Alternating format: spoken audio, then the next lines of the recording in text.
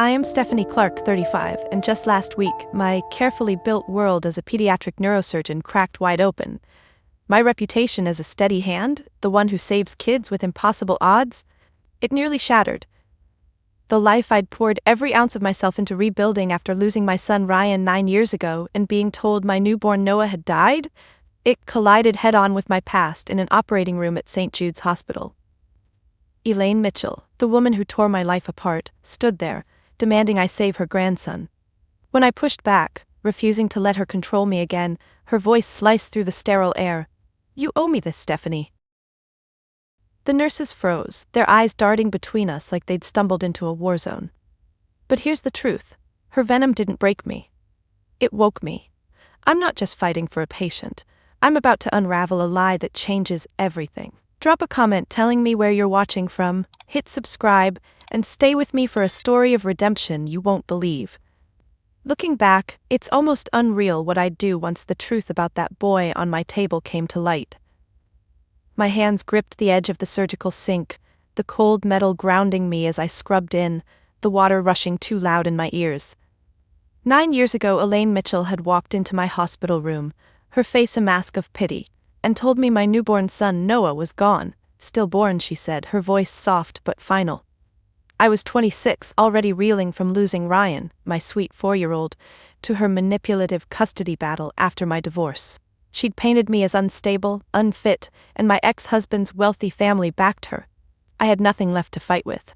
Elaine, my ex-mother-in-law, took everything, my son, my hope, my will.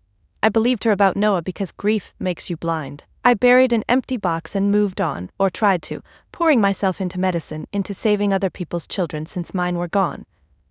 Now here she was again in my hospital, her sharp perfume cutting through the antiseptic air. Her grandson, a 6-year-old boy named Liam, was on my operating table with a brain tumor pressing against his frontal lobe. She didn't know I was the surgeon assigned until an hour ago, and I saw the flicker of shock in her eyes when I walked into the consult room. Her lips pursed. That same smug twist I remembered from courtrooms and family dinners, where she'd dismissed me as hysterical. I wanted to scream, to throw her out, but I didn't. I stood taller, my scrub cap tight against my forehead, and nodded at her curtly.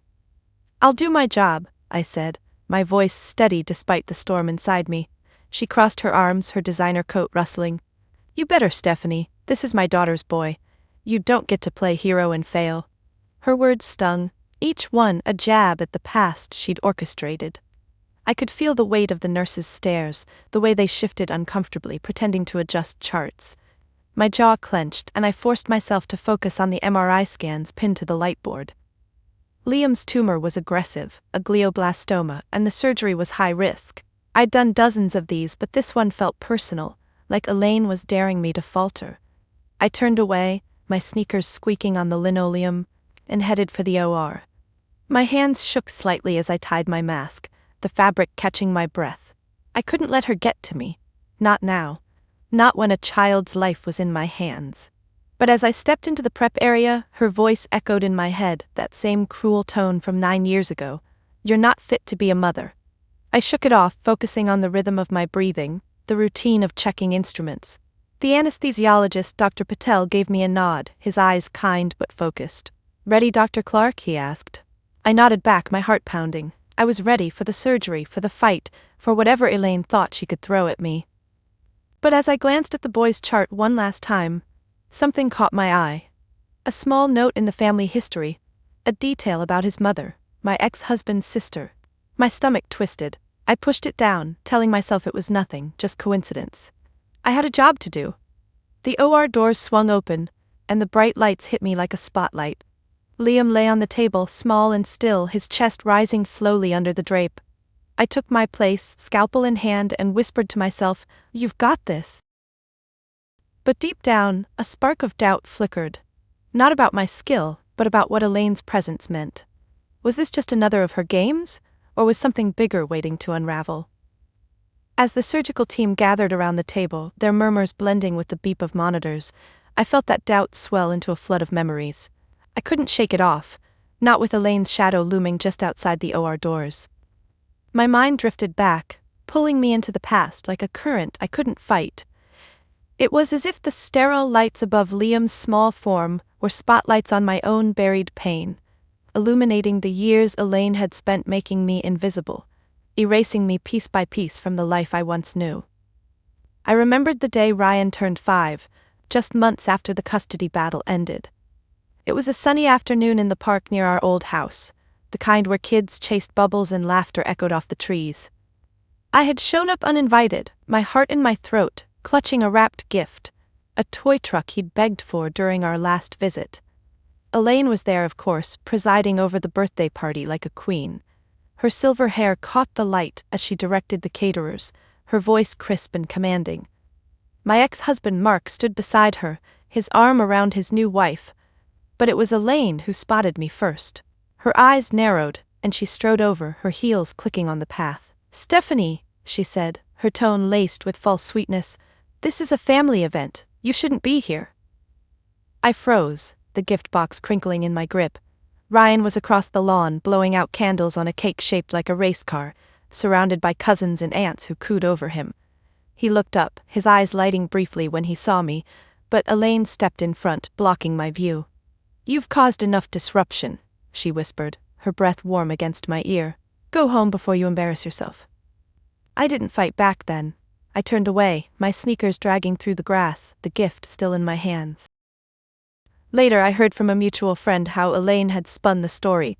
Poor, unstable Stephanie, showing up to ruin the day. She celebrated Ryan's every milestone after that, his first school play, his soccer trophies, posting pictures on social media where I could see them, tagged with captions like, "Proud grandma with my little champion." My achievements? The nights I studied for med school while working double shifts as a nurse? Invisible. She'd dismiss them in passing if anyone asked. "Oh, Stephanie? She's trying something new again, unreliable as ever." Another flashback hit me as I positioned the drill over Liam's skull, the whir of the tool vibrating through my gloves. It was 3 years after losing Ryan when I graduated from medical school. I was top of my class, my hands steady even then, earning a scholarship for neurosurgery residency. I sent an invitation to the ceremony hoping maybe, just maybe, Mark's family would see I'd rebuilt myself. Elaine responded with a curt note, "Congratulations, but we're busy with family matters." That family was her world, her daughter Emily's wedding that same weekend where Ryan was the ring bearer. I sat alone in the auditorium, my cap tassel swaying as I walked the stage, the applause from strangers echoing hollowly. Afterward, I scrolled through photos of the wedding, Elaine beaming, Ryan in a tiny tux, everyone toasting to real success. My diploma? It gathered dust in a drawer while she paraded her perfect life. I paused the drill, wiping sweat from my brow with the back of my arm, the team waiting patiently. Dr. Patel adjusted the anesthesia drip, his mask crinkling as he glanced at me. "Everything okay, Steph?" he asked softly. I nodded, but inside the memories churned. Elaine had a way of twisting everything. When I landed my first residency at a prestigious hospital, she told mutual acquaintances I was playing doctor to make up for my failures as a mother. Meanwhile, she threw lavish parties for Emily's promotions at her corporate job, calling her the daughter I always wanted. Ryan's straight A's were thanks to our stable home, never acknowledging the books I'd sent him or the late-night calls I'd made before she cut off contact. The isolation deepened during my pregnancy with Noah. I was alone, Mark long gone, and Elaine swooped in under the guise of help. "Let me handle things," she'd say, her hand on my belly, possessive. When labor came early, chaotic and terrifying, she was there in the delivery room, whispering to the nurses. I blacked out from the pain, waking to her face, solemn. "The baby didn't make it, dear. Stillborn." Her eyes were dry, her grip on my hand too tight. I believed her because who wouldn't? Grief swallowed me whole. But now, hovering over Liam, a nagging thought surfaced. The boy's chart mentioned a birthmark on his shoulder, described as heart-shaped. Noah had one, the doctor had noted before everything went wrong. Coincidence? I shook my head, refocusing on the tumor, the delicate tissue parting under my tools. Elaine's manipulations extended beyond me. She alienated my own family, my parents who were already distant, bought her narrative. "She's trouble," Elaine told them during a visit, her voice dripping concern. My sister Clara got engaged around then, and the family rallied around her, brunches, dress fittings, all celebrated loudly. My calls went unanswered, my updates on residency ignored. "Clara's building a real life," my mother said once, echoing Elaine's words. I clenched my fists under the surgical drape, remembering how I'd cry in the on-call room scrubbing tears away before rounds. As I navigated the tumor's edges, the microscope magnifying every vessel, another memory surfaced. Ryan's 8th birthday. I'd saved for months to send a custom bike, anonymously.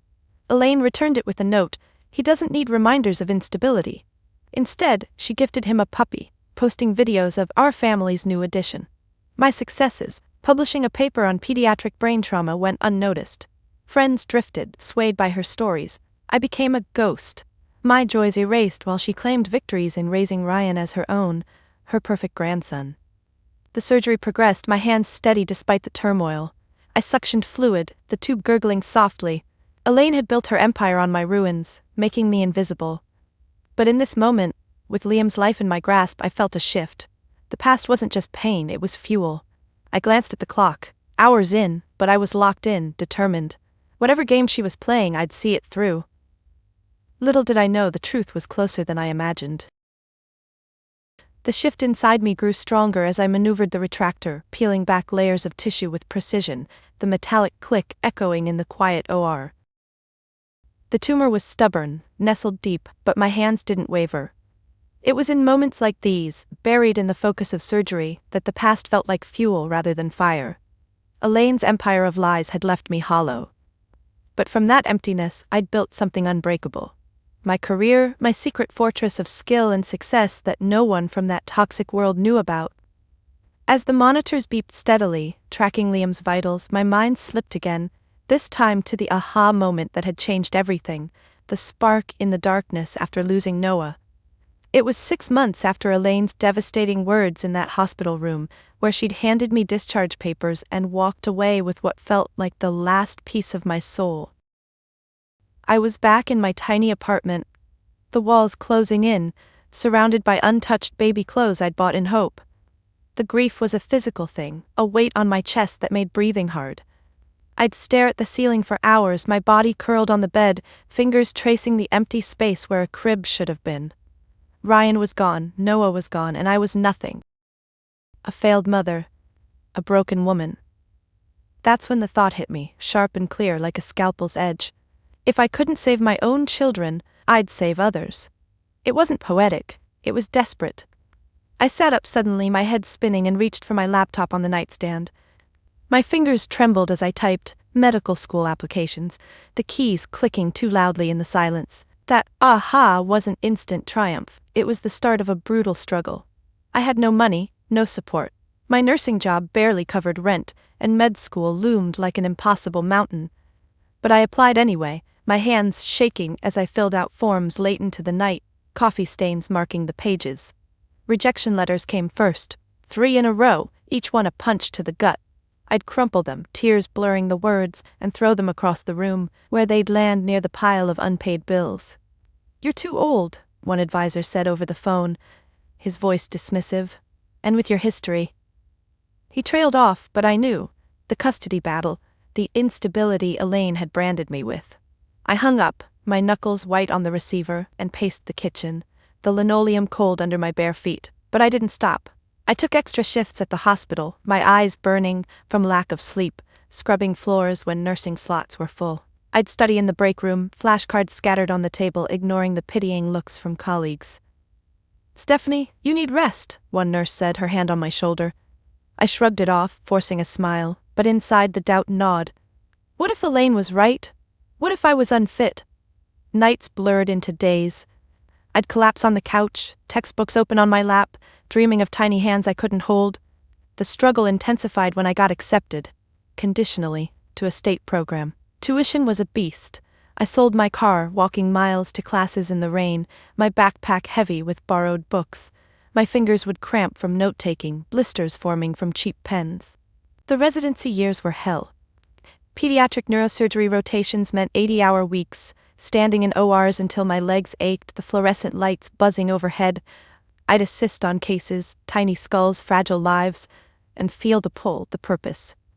But failures hit hard.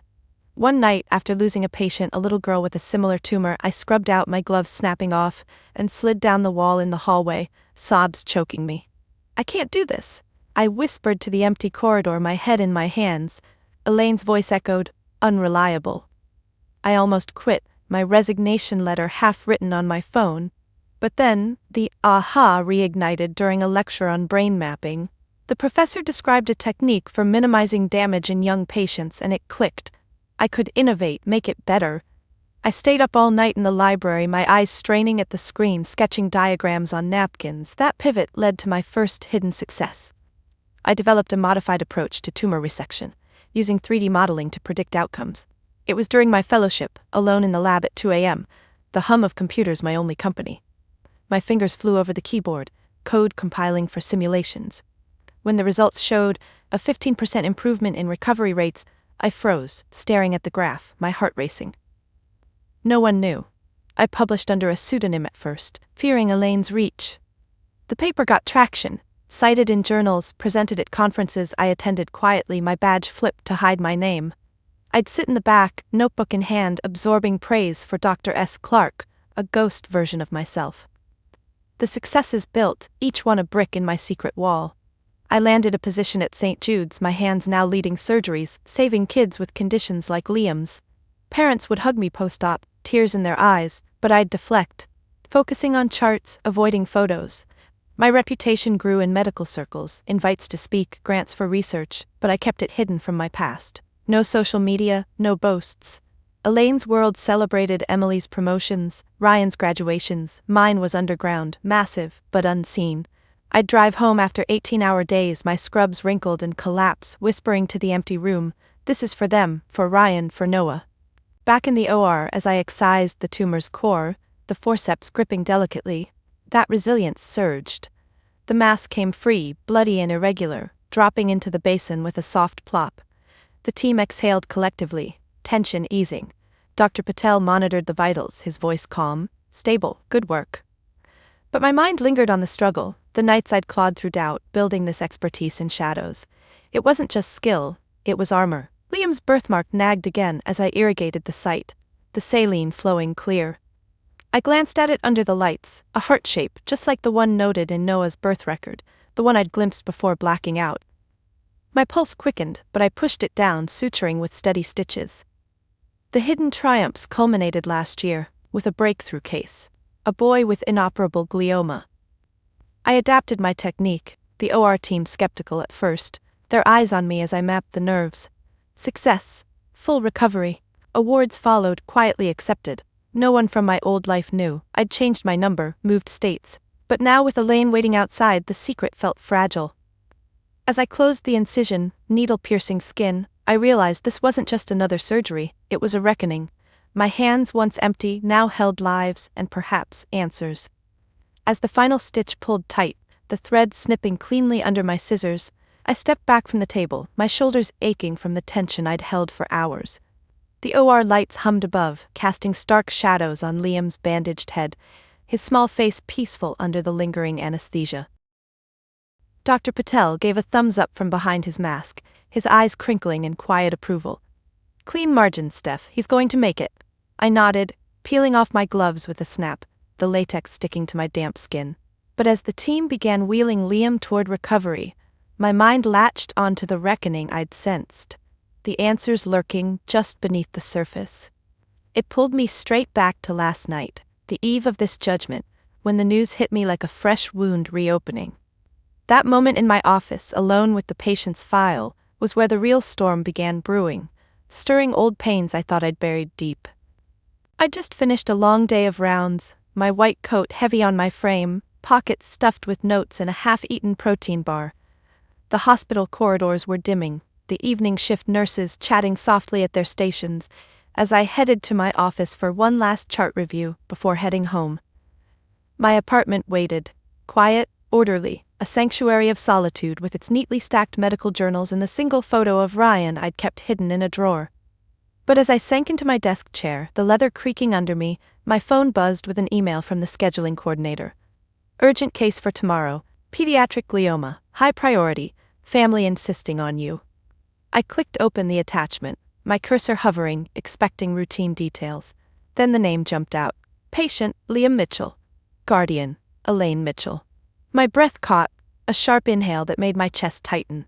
I leaned forward, elbows on the desk, my fingers digging into the wood as I scanned the file. Mitchell, her last name, the one she'd kept after her husband died, the one she'd stamped on everything she touched. The boy's mother was Emily Mitchell, Elaine's daughter, my ex-sister-in-law. Age 6, symptoms escalating rapidly. Headaches, seizures, vision loss. The MRI links loaded slowly, my internet lagging, but when they appeared, the mass was clear. Aggressive, operable, but risky. My specialty. My hands trembled slightly as I zoomed in, tracing the contours on the screen with my finger, already mapping the approach in my mind. But why me?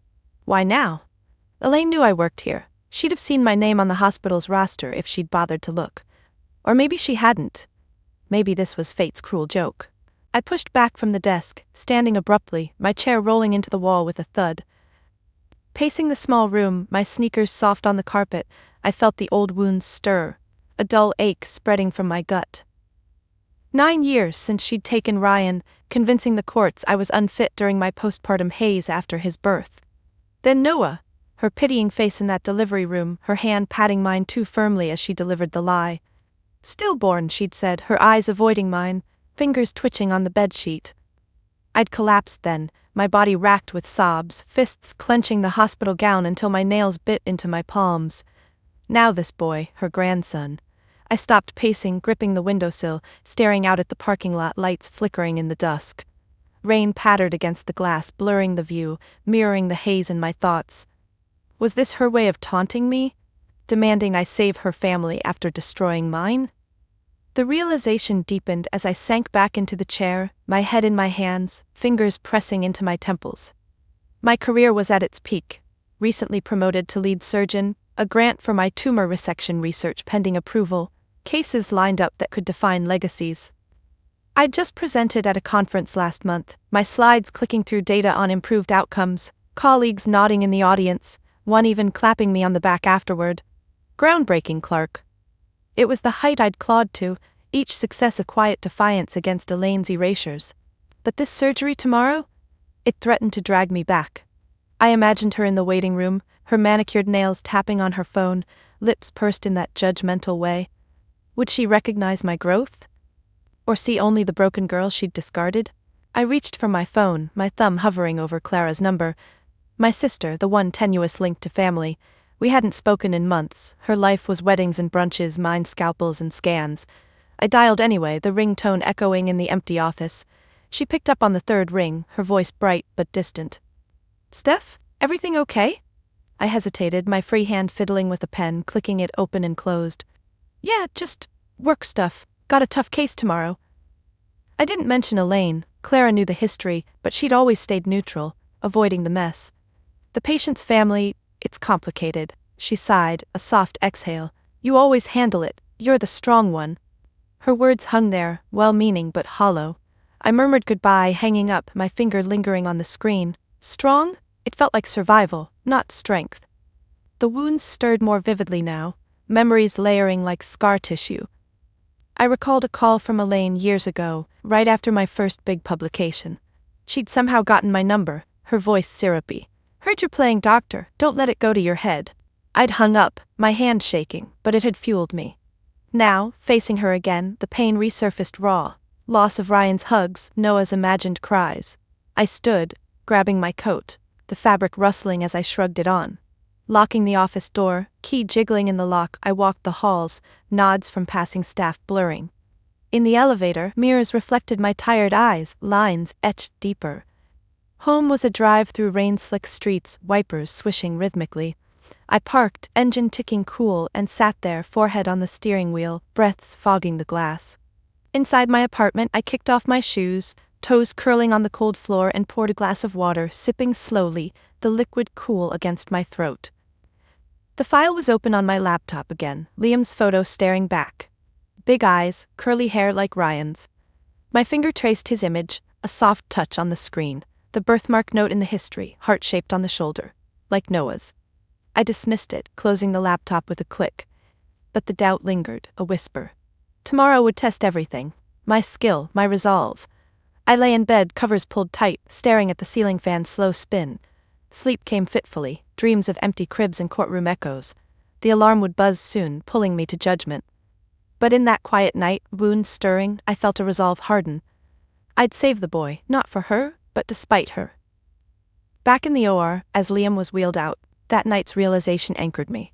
The answers? They were coming. With Liam safely in recovery, his monitors beeping steadily as the nurses adjusted his IV, I stripped off my gown in the scrub room, the fabric rustling into the bin like a shed skin. The answers I'd sensed hovering felt closer now. A prickling at the back of my neck, but I shoved it aside for the moment ahead. I had to face Elaine in the waiting area, deliver the update she'd demanded, and endure whatever gauntlet she threw my way. My legs felt heavy as I pushed through the doors, the hallway lights too bright after the focused glare of the OR. Nurses nodded at me, one murmuring, "Good job, Dr. Clark," but their voices faded as I approached the family lounge, where Elaine sat rigidly on a vinyl chair, her coat folded precisely over her lap, fingers drumming on her knee. She looked up as I entered, her eyes sharpening like knives, rising slowly with that calculated grace I remembered from courtrooms. "Well," she said, her voice clipped, not bothering with pleasantries. I stopped a few feet away, crossing my arms over my scrubs, the fabric still damp with sweat. "The surgery went well," I replied evenly, forcing my tone professional despite the pulse hammering in my ears. "We removed the tumor completely. Clean margins, he'll need monitoring, but his vitals are stable." She exhaled sharply, her shoulders dropping just a fraction, but then her lips twisted into that familiar backhanded smile. "I suppose that's something. Though I expected as much from someone who's made a career out of fixing other people's messes." The words landed like a slap, veiled as a compliment but laced with contempt. I felt my jaw tighten, my teeth grinding softly, but I didn't react, not yet. This was her gauntlet, the barrage I'd anticipated since last night, and I wouldn't let her see me falter. She stepped closer, her heels clicking on the tile, perfume wafting over me like a cloud.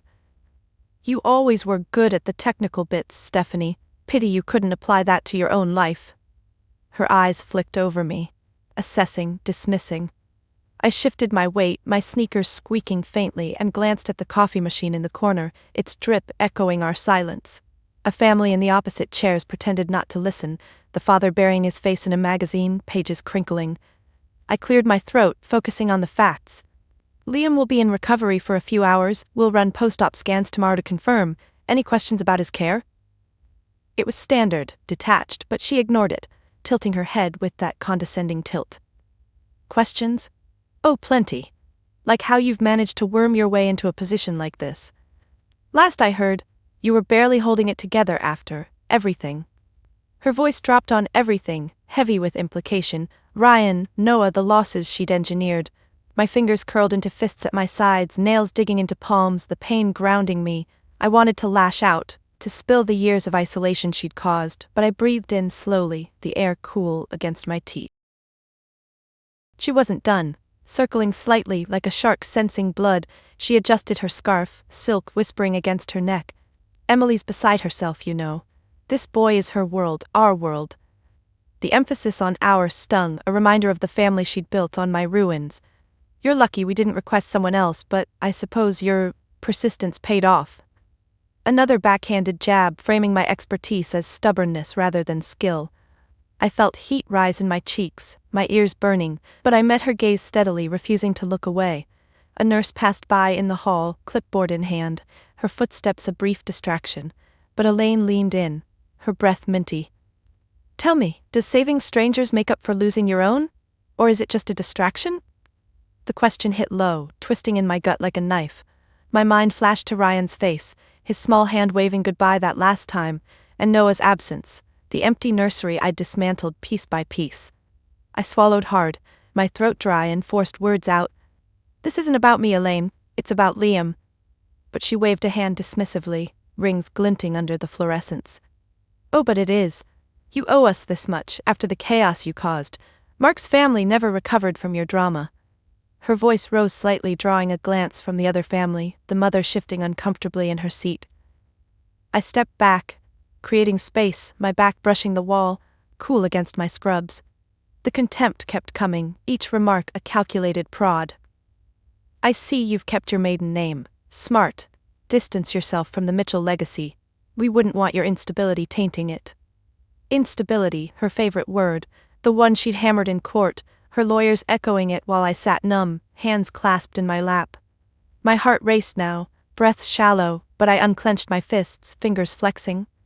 If that's all, I have other patience, I said, turning slightly toward the door, but she grabbed my arm lightly, her grip firm despite the age spots on her hand. Not so fast. Emily wants details. How risky was it, really? Did your hands shake remembering? Her eyes bored into mine, searching for cracks.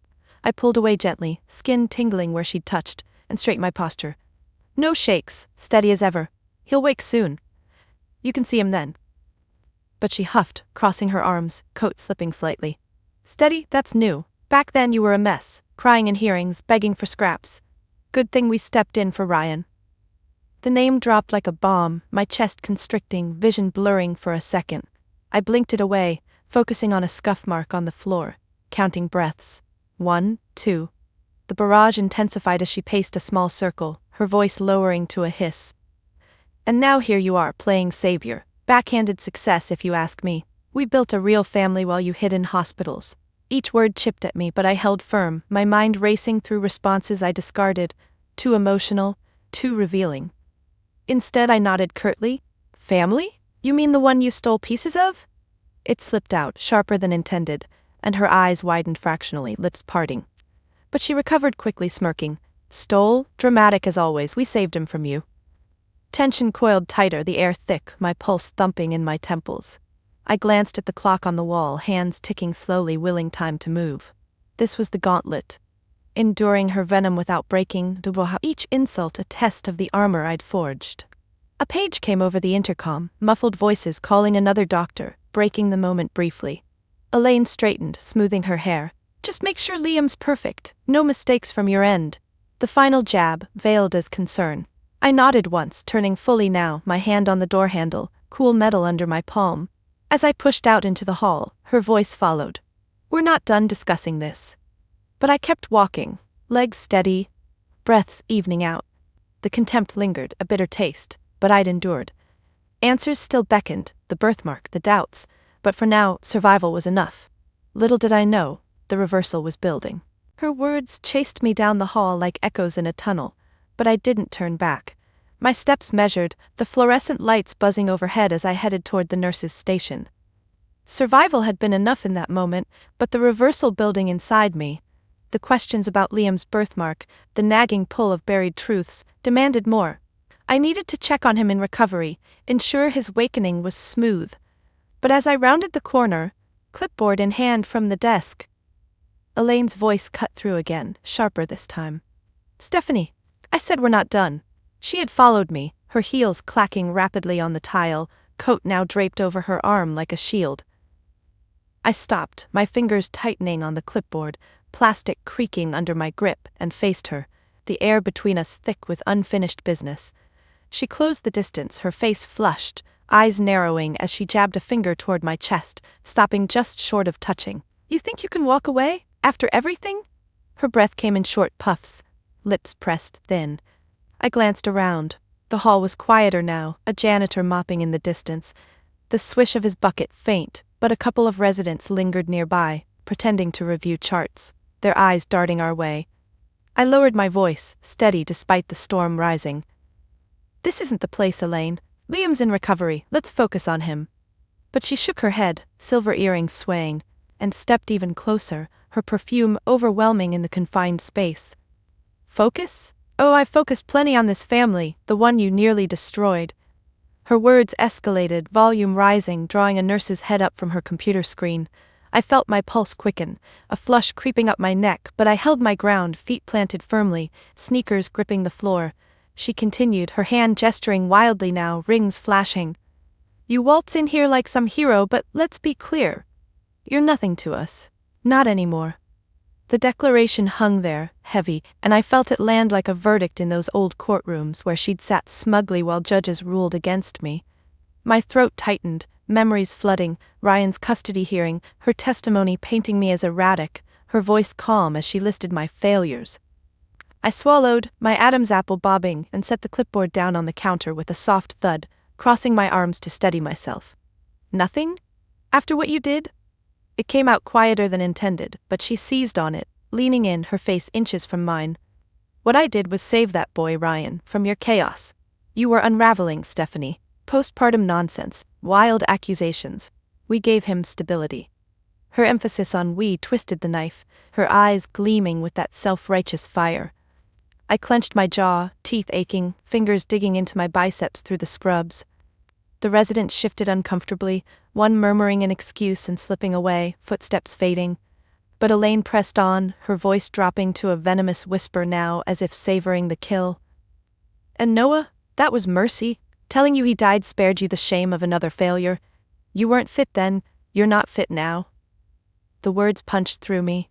My breath hitching, vision blurring with hot tears, I blinked back furiously. Mercy? The lie she'd fed me, the empty grave I'd mourned at.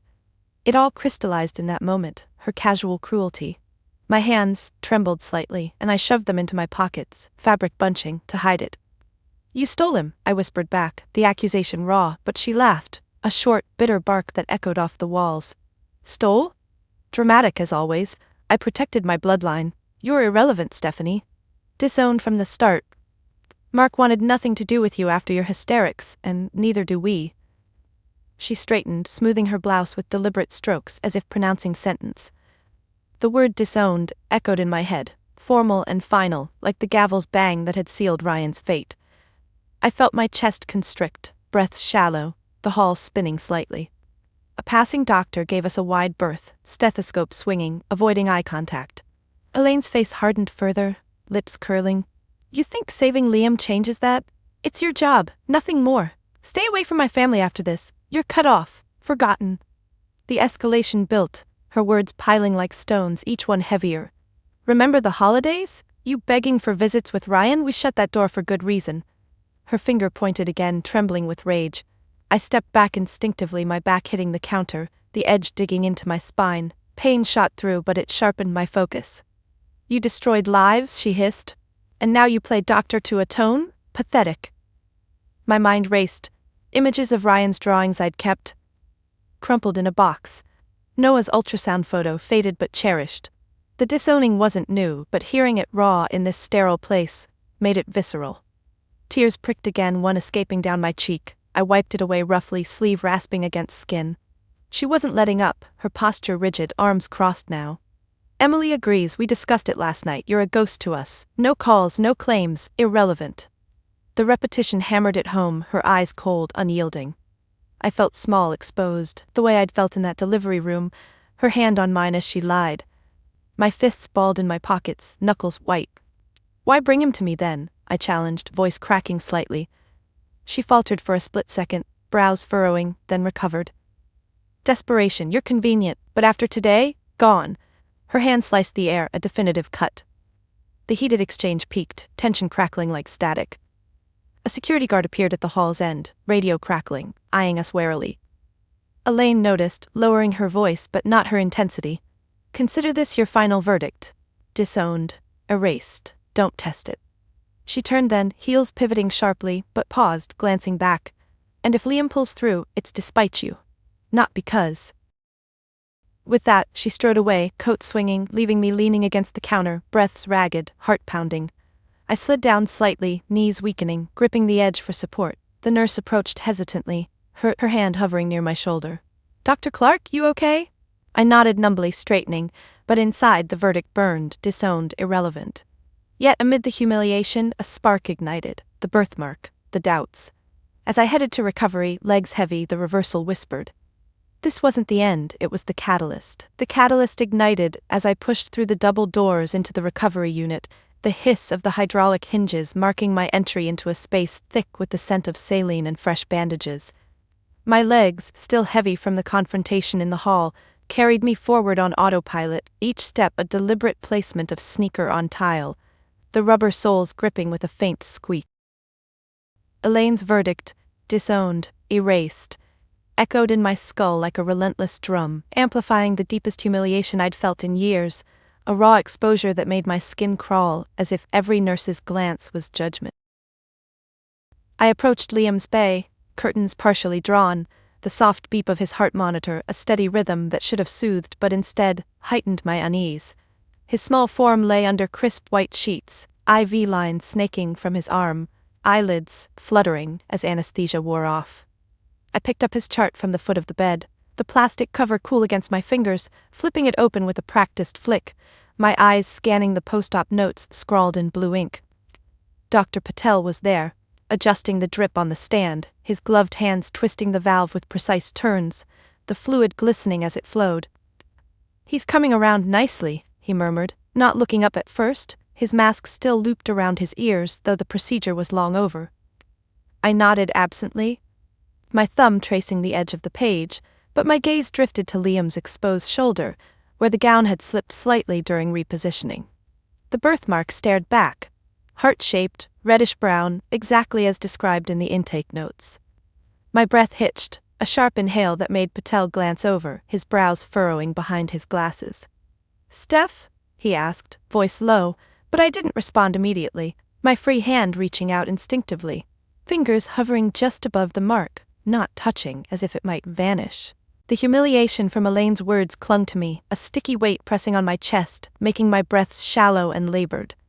"Disowned," the word replayed, her finger jabbing the air, her eyes cold as she'd pronounced it. I'd felt so small then, reduced to the broken woman she'd always seen, my achievements dismissed as pathetic atonement. Now, in this quiet bay, with the curtain rustling from the air vent overhead, that humiliation deepened into a vortex, pulling me under as fragments connected. Noah's birth record glimpsed in chaos 9 years ago, heart-shaped nevus on left shoulder. I'd clung to that detail in dreams, imagining my son's skin, but Elaine had snatched it away with her lie. My fingers trembled now, withdrawing slowly, knuckles whitening as I gripped the chart tighter, paper crinkling under the pressure. I set the chart down with a soft thud on the side table, my other hand fumbling for my phone in my scrub pocket, the fabric bunching as I pulled it out. "I need to check something," I whispered to Patel, my voice barely audible over the monitor's beep, and he nodded, stepping back to give me space, his stethoscope dangling loosely around his neck. I scrolled through my secure cloud files, old scans, documents I'd digitized years ago during a fit of obsessive grief. There it was, Noah's preliminary birth notes, typed hastily by the attending OB. Nevus, congenital, heart configuration, left scapula. My thumb paused on the screen, the glow illuminating my face in the dim bay, and I glanced back at Liam, his chest rising and falling evenly, small fingers twitching under the sheet. The pieces slammed together like a puzzle forcing its fit, and my knees weakened, forcing me to lean against the bed rail, metal cool and unyielding under my palm. This wasn't coincidence. It was impossibility unless... My mind raced, breaths quickening, chest heaving as if I'd run a marathon. Elaine's mercy, her words in the hall, casual cruelty about sparing me shame. She'd been in the delivery room, whispering to nurses, her hand on the doctor's arm as I'd faded from pain and drugs. Stillborn, or stolen, swapped, hidden as her grandson. Liam's age 6, but Noah would be, I calculated frantically, fingers tapping the phone screen, born prematurely, adjusted age fitting perfectly if falsified records hid the truth. My vision blurred, tears welling, one dropping onto the sheet with a tiny dark spot blooming. Patel noticed, his hand reaching out to steady my elbow, grip firm but gentle. "What's going on?" he asked, voice laced with concern, eyes searching mine. I shook my head slightly, swallowing hard, throat clicking dryly. "The birthmark, it's identical." The words tumbled out, hoarse, and I pulled up a photo from my files, an ultrasound annotation I'd saved, zoomed in on the mark visible even then. I held the phone toward him, screen shaking in my grasp, and he leaned in, adjusting his glasses with one finger, pushing them up the bridge of his nose. His expression shifted from confusion to realization, brows knitting tighter. "We need blood work," he said quietly, straightening, his hand dropping from my arm to reach for the intercom button on the wall, pressing it with a decisive click. The nurse responded promptly, her voice crackling through the speaker, and Patel requested stat labs. "DNA comparison? Using my sample from the hospital's employee health database." I nodded consent, my head bobbing mechanically, as she entered the bay, wheeling a cart with vials and swabs, wheels rumbling softly on the floor. She approached Liam first, her gloved hands gentle as she swabbed his inner cheek, the cotton tip twisting slightly, his eyes still closed in groggy slumber. Then me. The swab in my mouth. A strange invasion, my tongue pressing against it involuntarily. She labeled the tubes with quick, efficient strokes of her pen, cap snapping shut, and wheeled out the cart's departure, a fading squeak. Waiting was agony, the minutes stretching as I paced the small space, 3 steps one way, pivot, 3 back, my arms wrapped around my midsection, hugging tight as if to hold myself together. Humiliation morphed into terror. What if I was wrong, delusional as Elaine claimed? But the mark, the timelines. Patel sat on a stool, scrolling his own tablet, fingers tapping rhythms on the edge. The call came, not a phone but the lab tech's voice over the intercom. Results rushed per Patel's pull. He listened, phone to ear, his nods slow, eyes widening fractionally as he jotted notes on a pad, pen scratching paper. He hung up with a click, turning to me, his face pale under the lights. Positive match, maternal DNA confirms. The words hung, simple, shattering. My hand flew to my mouth, stifling a sob, fingers pressing hard against lips. Liam, no. Noah stirred then, eyelids fluttering open, his small voice murmuring "Gran" in confusion. I froze, tears streaming now, unchecked, dripping off my chin. The humiliation transformed from deepest low to life-altering truth. He was mine, stolen, alive. My son. I reached out, hand hovering over his, not touching yet, fingers curling in hesitation. The reversal crashed over me, a wave of joy and rage, my breaths ragged, world tilting. Elaine's lies unraveled in that instant, her verdict nullified by blood.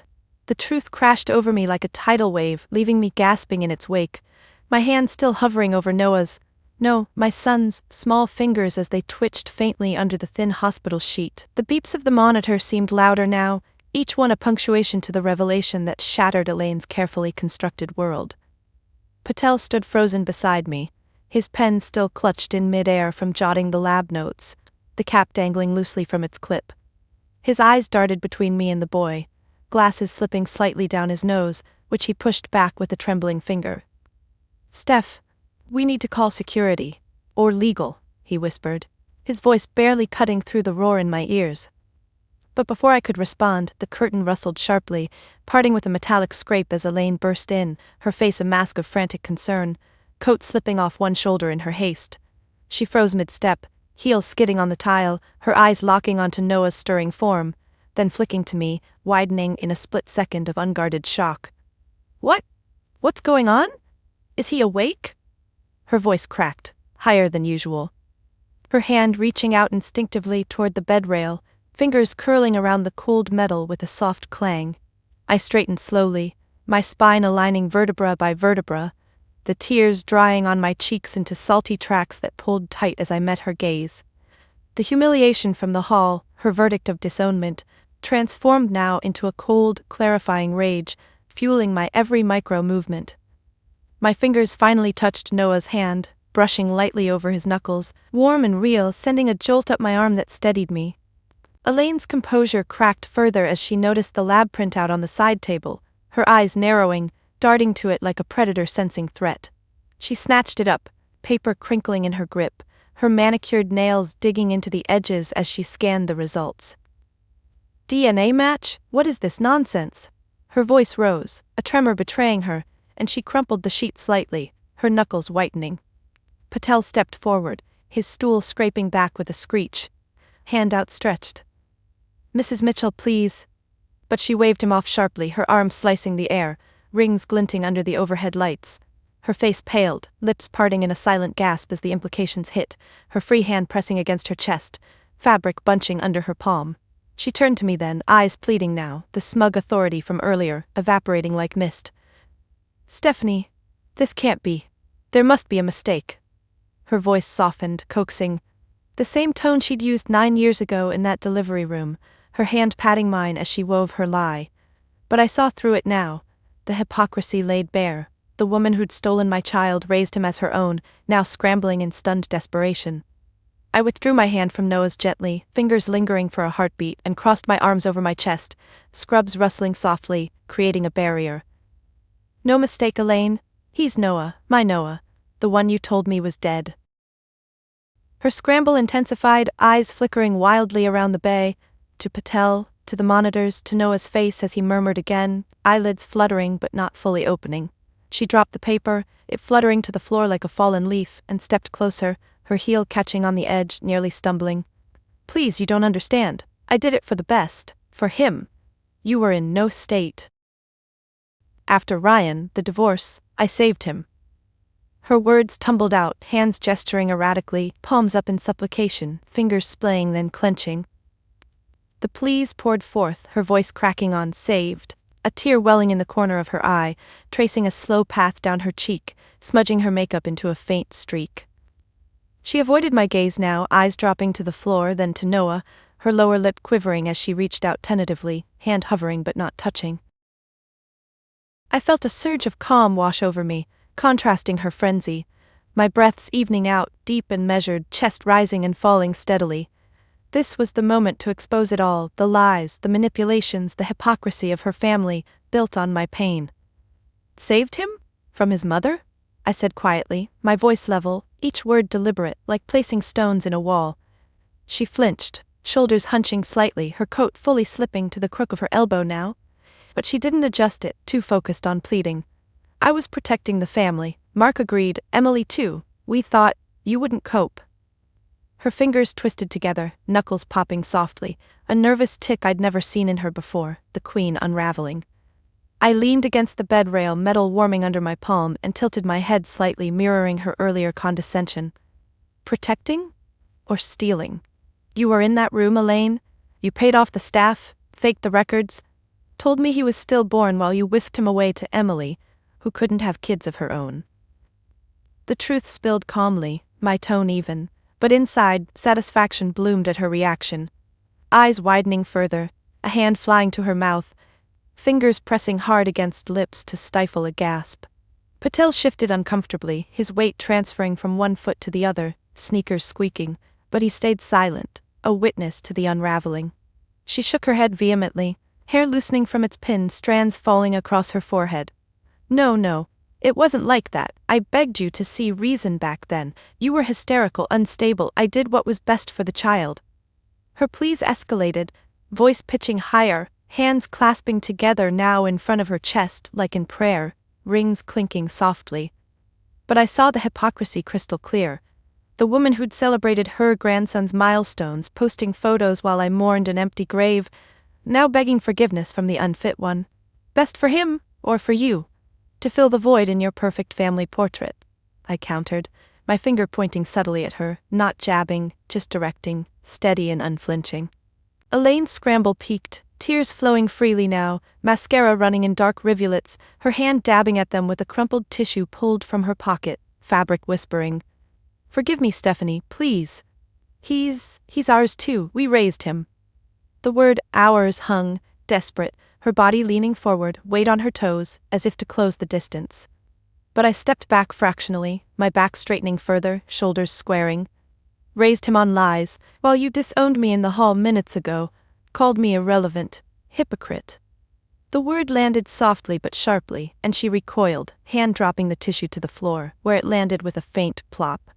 Noah stirred more fully then, his eyes opening blearily, small hand reaching up to rub them, knuckles grazing his cheek.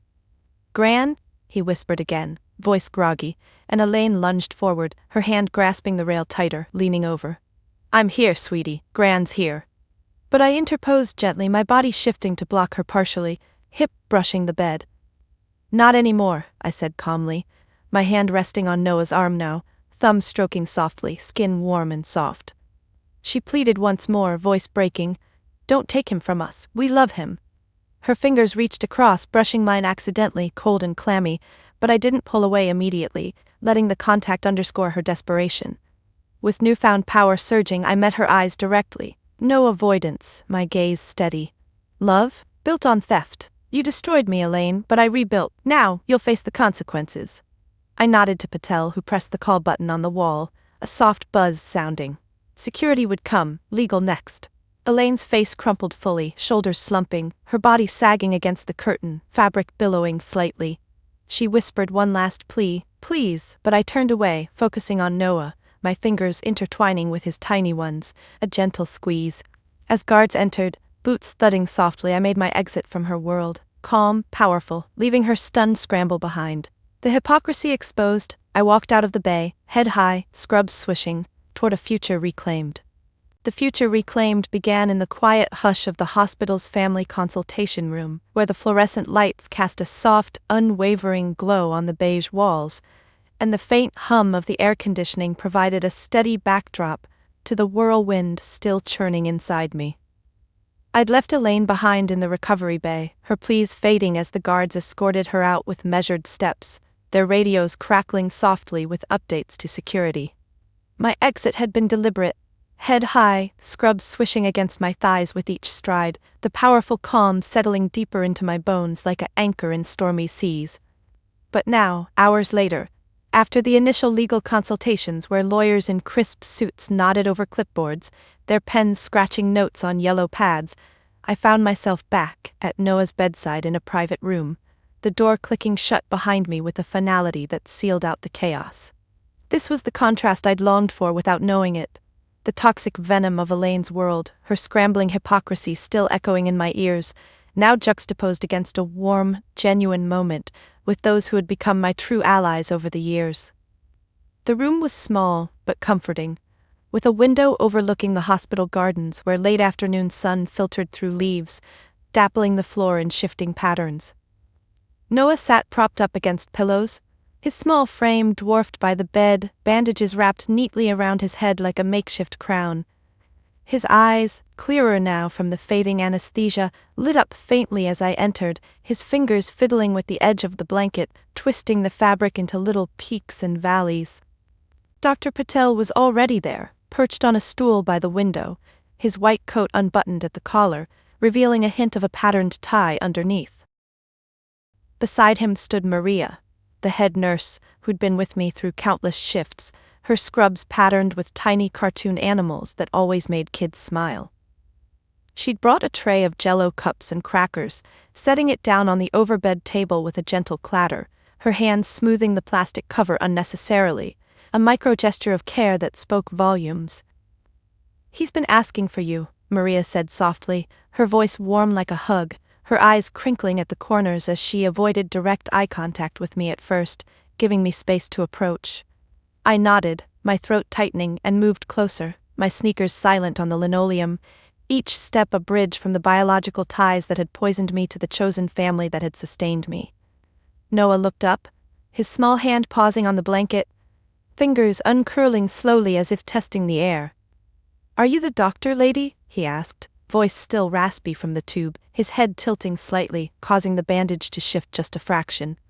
I knelt by the bed, bringing my eyes level with his, my knees pressing into the cool floor, hands resting lightly on the mattress edge, feeling the give of the foam under my palms.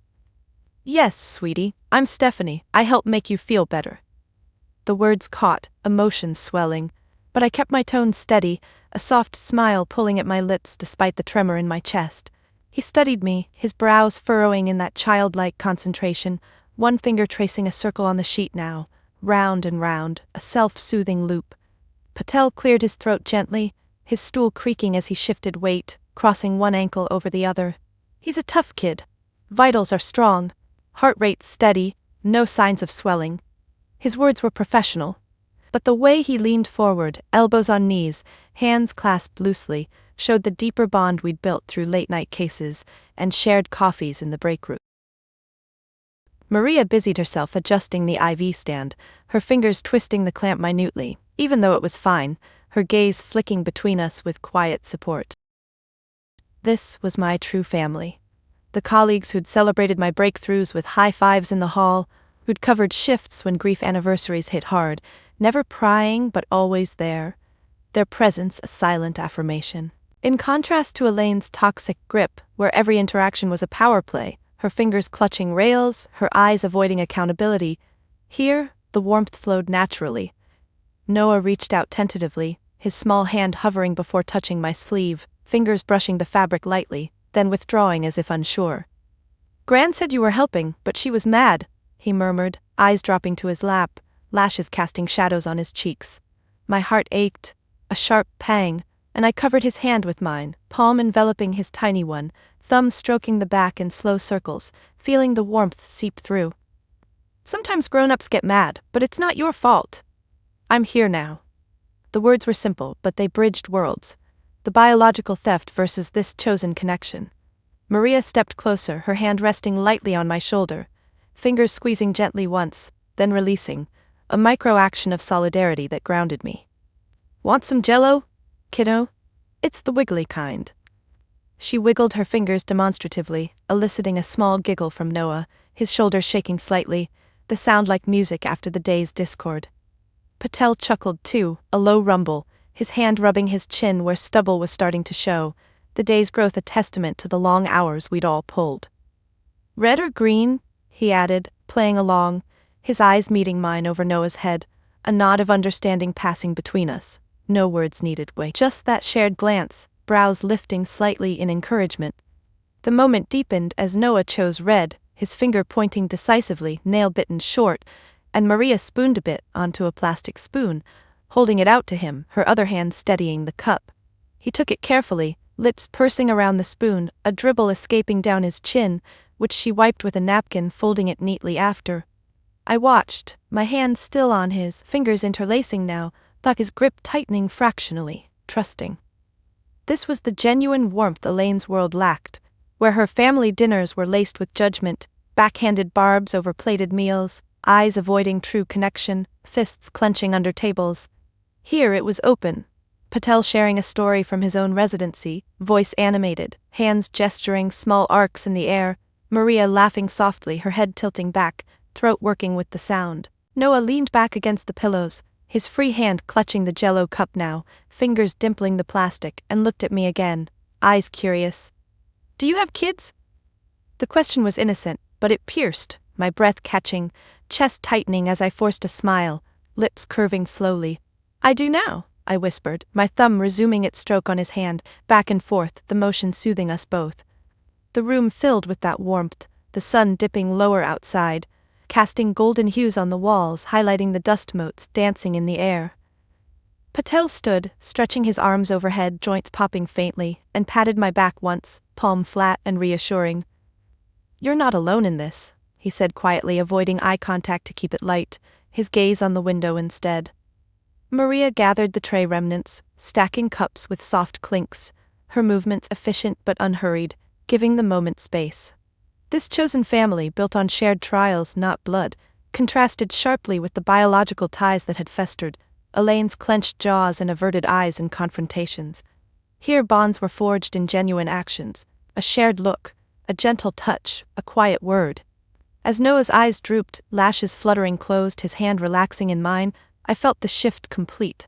From toxicity to truth, surrounded by allies who'd become more than colleagues, the heartfelt bonding lingered, a balm.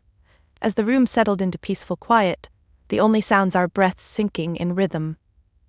The peaceful quiet in Noah's room lingered like a fragile bubble, our synced breaths a rhythmic anchor as the sun dipped fully behind the gardens outside, casting long shadows that stretched across the floor like tentative fingers.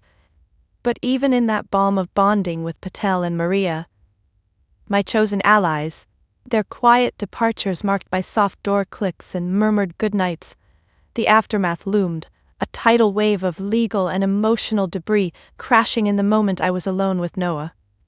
His eyes had closed again, lashes resting on cheeks flushed from the day's ordeal, his small chest rising and falling under the blanket I'd tucked tighter around him, fingers smoothing the edges with careful folds. I sat in the chair beside the bed, its vinyl creaking under my weight, my hand still loosely holding his, thumb tracing idle patterns on his skin, each loop a silent vow to protect what I'd reclaimed. The primary event of this aftermath unfolded right there, in the deepening twilight of the room, as my phone buzzed insistently on the side table, the screen lighting up with a cascade of notifications that shattered the quiet. It was the lawyers first, hospital counsel, their firm retained for emergencies like this, texting updates on the preliminary filings, custody petitions, DNA affidavits, restraining orders against Elaine. I picked up the phone with my free hand, fingers curling around the cool glass, swiping through messages with my thumb, the blue light casting eerie shadows on my face. Temporary guardianship granted, one read, based on fraud evidence. Court date set for next week. My breath released slowly, a long exhale that fogged the screen briefly, but tension coiled tighter in my shoulders, muscles bunching under my scrubs as I set new boundaries in my mind. Firm, unyielding rules to shield us from her influence. Elaine's texts came next, flooding in like a barrage, her number unblocked only for legal necessity. "Stephanie, please talk to me," the first pleaded, followed by, "This is a misunderstanding, we can work it out." I stared at the words, my grip tightening on the phone, knuckles whitening until the case creaked faintly. No more pleas. I'd seen her scramble, her hands clasping in desperation, but now it was time to enforce the fortress. I typed back deliberately, each keystroke a measured tap, my finger hovering before pressing send. "No contact except through lawyers. You've lost all rights here. Send." The message whooshed away and I blocked her again, the action a small but decisive click, my thumb pressing the screen with finality. Emotional boundaries first, no more venom seeping in, no more backhanded jabs disguised as concern. I set the phone face down, the vibration muffled against the wood, and leaned back, chair tilting slightly, my eyes on Noah's sleeping face, committing to prioritize our reconnection over her chaos. The emotional aftermath deepened as memories surfaced unbidden, my mind navigating the wreckage she'd left. I recalled her grip on my arm in the waiting room earlier, fingers digging in like claws, her eyes avoiding the truth even then. Now in this quiet, I clenched my fist on the armrest, nails biting into palm, releasing the tension with a slow unfurl, each finger extending deliberately. This was rebuilding. Establishing rules where she'd had none. No visits, no calls to Noah, my son, without my oversight. I whispered it to myself, lips moving silently, breath warm against my own skin. He's mine now. Ours. The ours included only those who'd earned it, Patel, Maria, perhaps Clara if she reached out genuinely, but not the Mitchells, not their toxic web. A soft knock interrupted, the door easing open with a gentle push, and in walked the social worker assigned to the case, Ms. Rivera, her clipboard tucked under one arm, sensible shoes padding softly on the floor. She was middle-aged with kind eyes behind wireframes, her hair pulled into a neat bun that bobbed as she nodded hello. "Dr. Clark? May I?" she asked, voice low, hand gesturing to the other chair, fingers splaying open in invitation. I nodded, releasing Noah's hand carefully, fingers slipping away with a lingering brush, and straightened, my back pressing against the chair's support. She sat, knees together, clipboard balanced on her lap, pen clicking once as she uncapped it, the sound sharp in the hush. This conversation was the core of handling the aftermath, one focused exchange to solidify the new boundaries, her presence a bridge between emotional rawness and legal structure. We spoke in hushed tones, her eyes meeting mine steadily, avoiding the pitying glances I dreaded. "First, congratulations on finding him," she said softly, her pen hovering over the paper, not writing yet, giving me space. I swallowed, throat clicking, and nodded, my hands folding in my lap, fingers interlacing tightly, knuckles pressing together. "Thank you, but now, I need to keep her away." The words came out firmer than expected, my voice steady despite the internal churn. She nodded, her head tilting slightly, bun shifting, and began noting, pen scratching lightly. "We've got the temporary order, no contact from Elaine or family, but emotionally, how are you processing?" Her question probed gently, eyes searching mine, brows lifting fractionally. I shifted in the chair, vinyl squeaking, and glanced at Noah, his small snort in sleep a reminder of priority. "I'm setting rules, no room for her manipulation, therapy for us both, reconnection slowly." My fingers unlaced, one hand rubbing my wrist, tracing the vein there, a self-soothing glide. Rivera listened, her pen pausing, cap twisting back on with a click as she set it aside, hands folding over the board. "Good start. Boundaries are key. We'll recommend supervised visits only if court mandates, but with the fraud, unlikely." Her voice was reassuring, but I felt the emotional weight, my chest tightening, breath shallow as I envisioned Elaine's face, her averted eyes in pleas, now barred. This was the fortress. Legal walls around our lives, emotional gates I controlled. The conversation deepened, her questions drawing out details, how I'd explain to Noah my plans for home. I answered methodically, my foot tapping faintly on the floor, heel lifting and lowering in rhythm, grounding me. "I'll tell him the truth, age appropriate. You're my son, we were separated but now we're together." My voice cracked on together, hand flying to my mouth, fingers pressing lips to stifle it. She reached out, her hand hovering before patting my knee once, lightly, then withdrawing, respecting space. "It's okay to feel it all," she said, eyes soft, avoiding direct stare to ease pressure. I nodded, wiping my eyes with the back of my hand, sleeve rasping skin, and refocused. Boundaries meant no rushing reconnection. Play therapy, gradual talks, my hand in his during stories, building trust through micro moments. As she gathered her things, clipboard sliding underarm, papers rustling, she stood, smoothing her skirt with flat palms. "I'll file the reports, call if needed." Her exit was quiet, door latching softly, leaving me to the aftermath's core. Internal navigation. I stood, pacing the room's small perimeter, 3 steps to the window, pivot, 3 back, arms crossed, elbows digging into sides. Emotional debris swirled, rage at Elaine's theft, joy at Noah's breath, fear of the unknown. But boundaries anchored, no forgiving her, no shared holidays, our lives rebuilt separately. I stopped at the window, fingers tracing the sill's edge, dust gathering under nails, gazing at the darkening sky, stars pricking through. Returning to the chair, I sat heavily, it groaning, and took Noah's hand again, his fingers curling instinctively in sleep, warm and trusting. This event, the handling, the establishing, was exhaustive, my eyelids heavy but resolute. Legal papers would stack, emotional walls rise higher, prioritizing our bond. Bedtime stories soon, his head on my shoulder, breath sinking anew. The phone buzzed once more, Clara this time. "Heard everything. Coming tomorrow?" I typed back, thumb deliberate. "Yes, but on my terms." Boundaries extended there too, no half supports.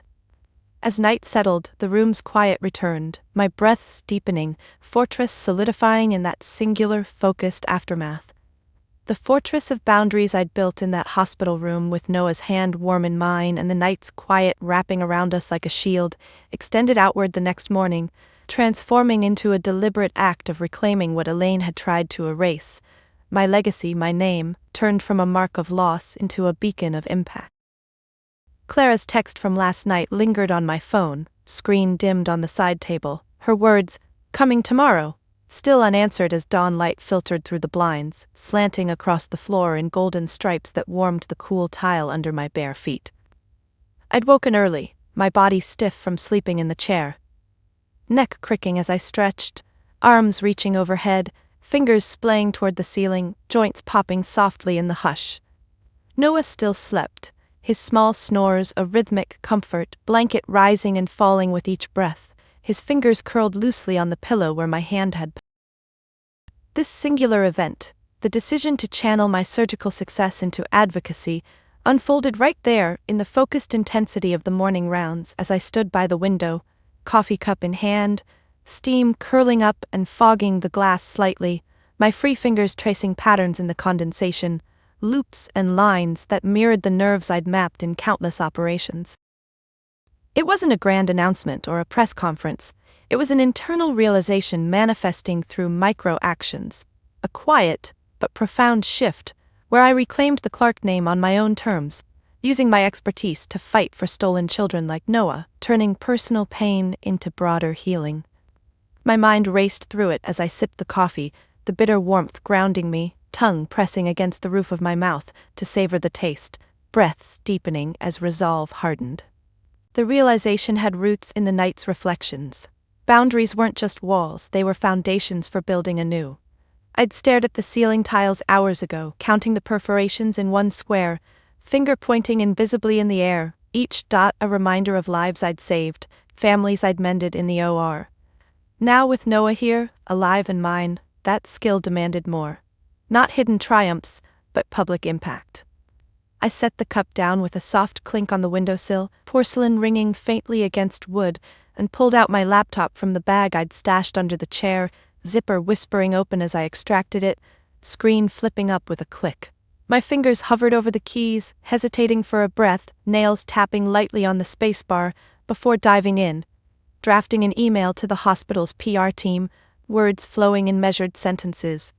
Propose initiative for awareness on child abduction in medical settings. Willing to lead. Share my story. It was one event, this drafting, but I went deeper, expanding it through every keystroke, each backspace a reconsideration, cursor blinking patiently as I refined. Emotions surged through actions, my foot tapping under the table, heel lifting and lowering in anxious rhythm, mirroring the pulse in my temples, hands clenching briefly on the keyboard, keys depressing under pressure, then releasing as clarity came. This wasn't revenge, it was reclamation, taking the Clark name, once whispered in Elaine's circles as unstable, and forging it into a force for good. I'd attach my research papers later, the ones on pediatric neurotrauma, files dragging across the desktop with a swipe of the trackpad, icons aligning neatly. The positive impact envisioned: workshops for hospitals on fraud detection, support groups for parents like me, my voice in panels, hands gesturing emphatically as I spoke of birthmarks and lies. Noah stirred then, sheets rustling as he shifted, small hand rubbing his eyes, knuckles grazing cheeks flushed with sleep. "Morning," he mumbled, voice thick, head turning toward me, bandage slightly askew from the night's tosses. I closed the laptop softly, lid snapping shut, and moved to his side, perching on the bed edge, mattress dipping under my weight, my hands smoothing his blanket, fingers tucking stray corners. "Hey buddy, how's the head?" I asked, tone light but eyes scanning his face, noting the color in his cheeks, the clarity in his gaze. He shrugged, shoulders hunching slightly, small grimace pulling his lips as he touched the bandage gingerly, fingers pressing lightly then withdrawing. "Itchy?" Simple word, but it pulled a laugh from me, a soft exhale through my nose, hand reaching to adjust the wrap, tape peeling and re-sticking with sticky tugs. This moment wove into the reclamation, teaching him about strength through actions, not words. I helped him sit up, pillows plumping behind him with firm pats, my palms flattening the fabric, and fetched breakfast from the tray Maria had left earlier, cover lifting with a plastic pop, revealing oatmeal and fruit. Spooning a bit, metal clinking against bowl, I fed him slowly, his mouth opening like a bird's, cheeks puffing as he chewed. Between bites I shared snippets. "You know, I help kids like you every day, and now I want to help even more, make sure no one takes babies away from moms." My voice steady, but inside the realization deepened, chest expanding with each breath, as if inhaling purpose. He nodded, spoon pausing midair, oatmeal dripping slightly onto the napkin I'd tucked under his chin, fabric absorbing the drop. The internal shift intensified as hospital sounds filtered in, carts rumbling in the hall, muffled pages over the intercom, words garbled but urgent. I stood to draw the blinds wider, cords pulling with a rasp, light flooding in, illuminating dust motes swirling like possibilities. Reclaiming the name meant honoring my journey, from erased achievements to platformed voice.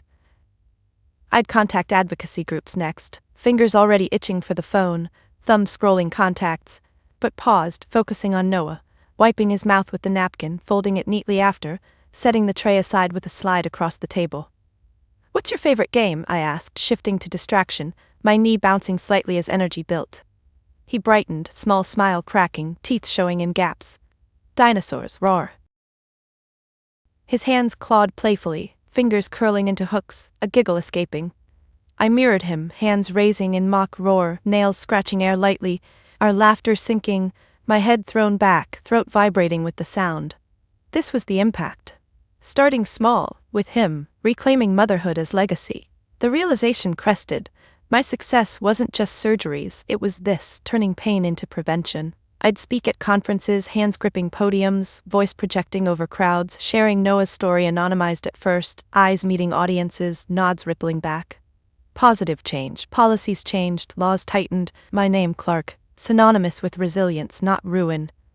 Clara arrived mid-morning, her knock tentative, knuckles rapping softly on the door, which creaked open to reveal her hesitant smile, bag slung over shoulder, strap twisting in her grip. "Steph," she whispered, eyes darting to Noah widening slightly. I motioned her in, finger to lips for quiet, though he was awake now, coloring on a pad Maria brought, crayon scratching paper in bold strokes. We hugged awkwardly, her arms loose at first, then tightening, perfume faint and familiar, her chin on my shoulder.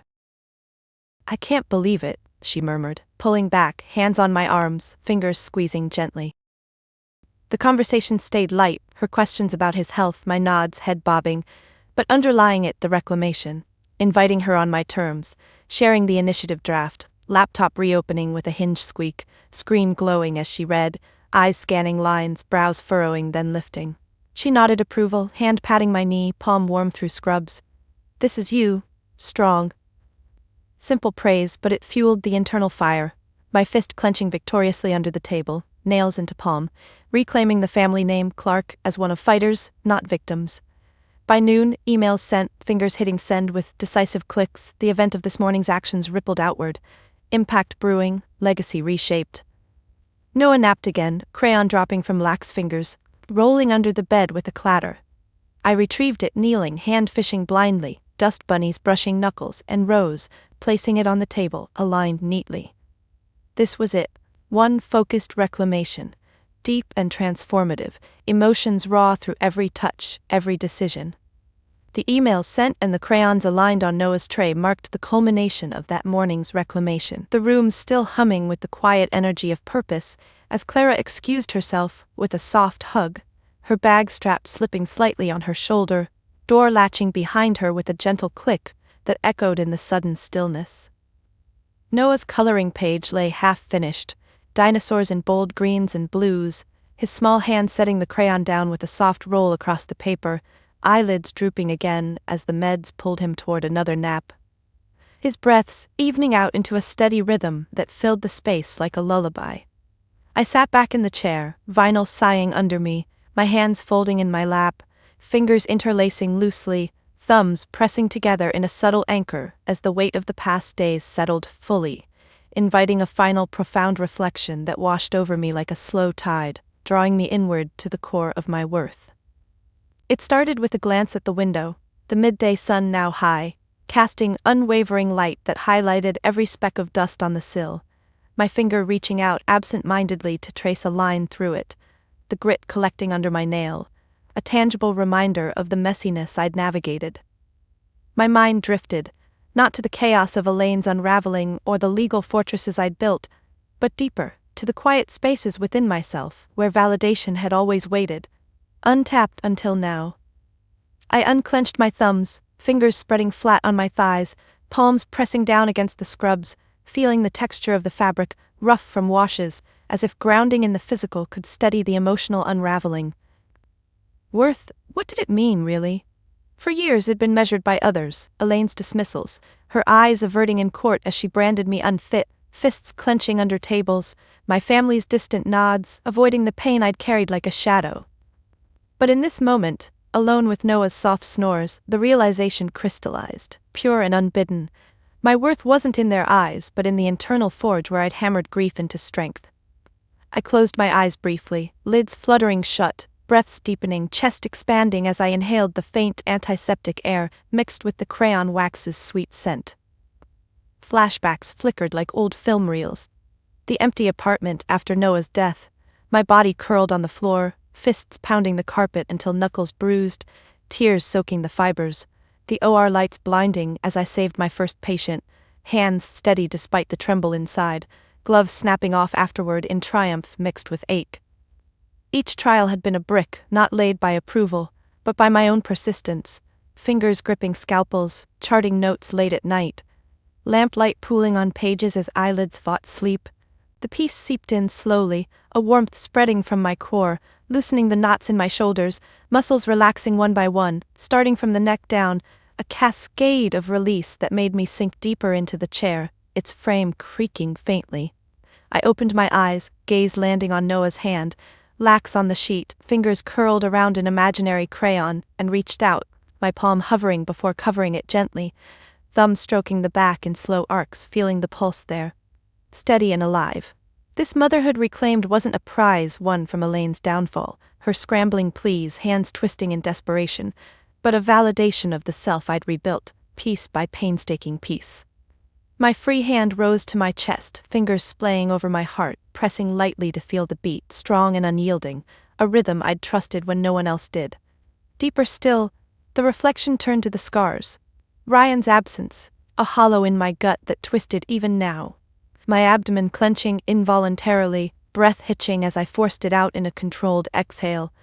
The professional climbs, awards accepted with nods but no fanfare, certificates folded away in drawers avoided like reminders of solitude. Yet, in forging ahead, I'd discovered an internal compass, worth not in accolades or revenge, but in the quiet knowing that I'd risen, hands dirtied from the climb, nails chipped from gripping ledges others deemed impossible. Peace bloomed from that, a softening around my eyes, tension easing from brows that had furrowed too long, lips curving into a subtle smile, not forced but genuine, pulling at cheeks warmed by the sun's rays. I shifted in the chair, legs uncrossing, feet planting flat on the floor, toes flexing inside sneakers, grounding further as the realization deepened. Self-validation was the ultimate peace, not needing Elaine's averted apologies or family's belated praise. It was in this room, with Noah's breath sinking to mine, my hands squeezing his lightly, fingers intertwining as he murmured in sleep, turning toward me instinctively. The strength I'd forged through micro-battles, like scrubbing in with shaking hands, forcing steadiness, studying flashcards in break rooms, eyes burning, lids propped by willpower, was mine alone. No one could steal it, as they'd tried with my children. My head tilted back against the chair, neck exposing to the air, vulnerable yet secure, breaths flowing freely now, each one an affirmation. The reflection peaked in a wave of acceptance, my body fully relaxing, shoulders dropping, hands releasing Noah's to wipe a stray tear, finger tracing its path down my cheek, salt lingering on skin. Lasting peace wasn't erasure of pain, but integration. The losses woven into a tapestry of resilience, colors vivid from the forging. I stood slowly, joints protesting with soft pops, pacing to the window, hands clasping behind my back, fingers twisting together, then releasing as I stared out at the gardens, leaves rustling in a breeze I couldn't hear, but imagined whispering approval. Motherhood reclaimed was the crown, but the true jewel was this internal worth shining independent of external lights. Returning to the bed I perched again, mattress dipping, my hand resuming its place on Noah's, thumb resuming strokes, each one a seal on the piece. The path reflected, from invisibility to validation, ended here, in quiet triumph, my breaths calm, heart steady, worth affirmed within. No more seeking, it was found. Have you ever stared at the ruins of your life, wondering if you'd ever feel whole again? That's where I was, shattered by lies, isolated by loss, but clawing back taught me that true strength blooms from within, not from others' approval. If my story of reclaiming motherhood and self-worth hits home, drop your own experiences in the comments below. What betrayal have you overcome?